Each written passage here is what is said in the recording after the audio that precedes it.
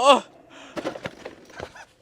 What's up, everybody? Welcome to Junked Elements. Today we're doing an accessory review on this tailgate deflector. We're gonna be installing it on this silver and blue element over here, but I do have this one as a special guest because this has the spoiler. I wanna start this video to clear any confusion between the tailgate deflector and the tailgate spoiler. So both of these worked on any year element, but they do get commonly confused. There is a difference. You can see that the spoiler wraps around the roof trim while the tailgate deflector does not. I have a video on this one, but I do not have a video on this one, so we're gonna be making that today. But just know there is a difference. Okay, with that out of the way, we are going to be installing this. I'm gonna show you guys how to do it, and then I'm gonna be giving it a review. Here's our tailgate deflector. Underneath here, there's 4 bolts, 2 on either side. If you look over here, there's a dimple right here, and behind this rubber, there's also a dimple up there at the top. We're just gonna drill straight through there on either side.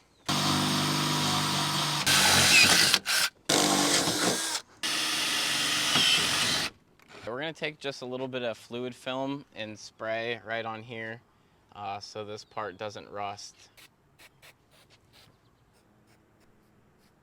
Now we're gonna take the deflector and take the top 2 pegs and slide it down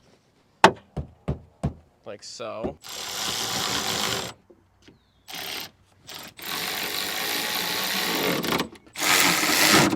Okay, now let's get a final look at it.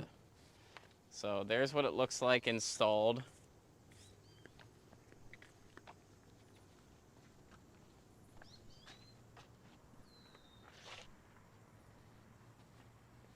All of them that you're gonna see are this color unless somebody changed it. I'm gonna give you guys some basic information about this. If you wanna find them, they're pretty rare. You can find these, get lucky with them sometimes. And there's stuff on eBay that people post. You can find a ton of used ones if you're patient. You're gonna find these around 300 bucks in used condition. They do make aftermarket ones of these. I believe there's 2 companies. I think they post them on eBay, but they're, like I said, 150 bucks, but they do not fit quite right. There is a small gap. I don't think the shape of it matches the tailgate quite right, so it sticks up just a little bit higher, and most people can't tell, and your average Joe isn't gonna be able to tell the difference, but I do see it, and it does kind of make me cringe if you got a nice element with an aftermarket deflector. No hate, but I do notice it. But this is the OEM look. This looks the best.